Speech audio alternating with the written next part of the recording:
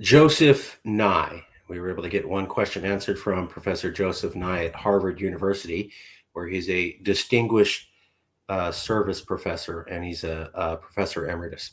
Um, Very high ranking, very well thought of. Joseph Nye did not do a paper on political polarization. So he's a little bit different than the people we typically try to reach out to, who are scholars who've looked specifically at that topic. However, Joseph Nye is a very, very, very important person. Uh, I'll give you a little bit of a background. When I was able to get a response from this man in email, I was ecstatic because I have read his books and I know exactly who he was. Joseph Nye Jr. is a University Distinguished Service Professor, Emeritus and former Dean of the Harvard's Kennedy School of Government. That's huge.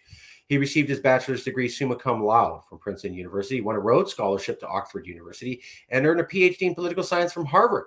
He has served as the Assistant Secretary of Defense for International Security Affairs, Chair of the National Intelligence Council, and Deputy Undersecretary of State for Security Assistance, Science, and Technology. His most recent books include The Power to Lead, The Future of Power, Presidential Leadership, and the Creation of the American Era. Is the American Century Over? He's a fellow of the American Academy of Arts and Sciences, the British Academy, and the American Academy of Diplomacy. In a recent survey of international relations scholars, he was ranked as the most influential scholar on American foreign policy, and in 2011 foreign policy named him one of the top 100 global thinkers. He's the guy that came up with the term soft power. Traditionally, America had used hard power, meaning that you better do what we say or we'll blow you up, and use our military. Nye came in during the Bill Clinton administration and had a very different theory about how America should project power, which he called soft power. This was cultural power. This was, you like me. So when I ask you to do something, you want to do it because we have good relations, not because I'm threatening to shoot you. One of his most famous examples of how he was right was during the Iraq War. Joseph Nye was talking about soft powers as important as hard power. Some people who were very big with the military wanted to ignore that and say that's stupid, and so they ignored him. But here's the problem. When George W. Bush launched the war in Iraq, he said that we're going to fight a crusade. And he also said some other really inartful things. Because of that, a NATO country called Turkey, which is the only NATO country in the military base with secure air bases, refused to be part of the American invasion of Iraq. They were part of American invasions before against Iraq, but they refused this time because they said America looked belligerent. It came across as racist and xenophobic to Islam. And so now Turkey would not allow America to use its bases in order to invade Iraq. Because of this, the United States military had to reroute their entire invasion plan of Iraq and use the jet fighters from a less preferential location. So they had to work even harder, use even more fuel, and it was even more dangerous.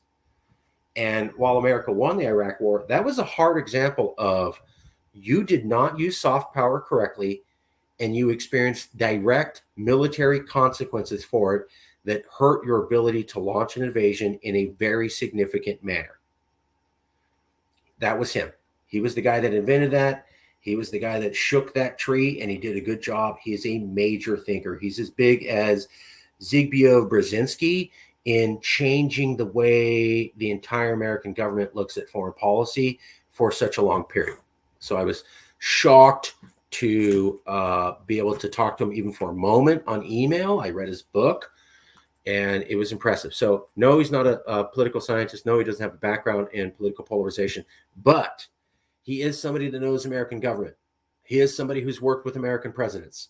He is somebody who's worked on national intelligence. He is somebody who's been aware of the secrets America has and seen it in the most darkest, secretest places and met the most powerful people who are running the entire country. So he knows America on the inside and out, the high level, the elites, etc. And so I asked him, is political polarization worse now than before?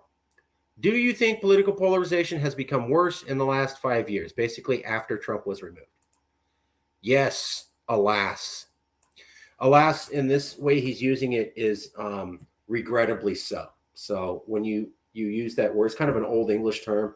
When you use that word alas, it means regrettably so. So yes, regrettably so is the way he's using it in that context. So he is a guy who thinks political polarization has definitely gotten worse in the last half decade. And he is somebody who knows government, knows the federal government, knows our security infrastructure, knows national security issues, knows the elites, talk to people at the top levels, basically has information to all the access to all the key information.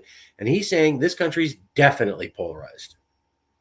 And it's sad and regrettably so. This is from a guy who advised presidents on how to win wars and keep America safe at a national security level. He is admitting, and he runs the Harvard School of Business of Government, the possibly best university program to understand government in all of America. And he was the former dean of that. So he understands government. And he ran one of the best schools ever. And he's saying, we are dangerously polarized and it's not good. So another data point from a guy who would know, and who would know how other countries look when they fell apart, and would know the elites and know the inside outs. So he's seen it all, and he's saying, yeah, what you see is true. We are that polarized.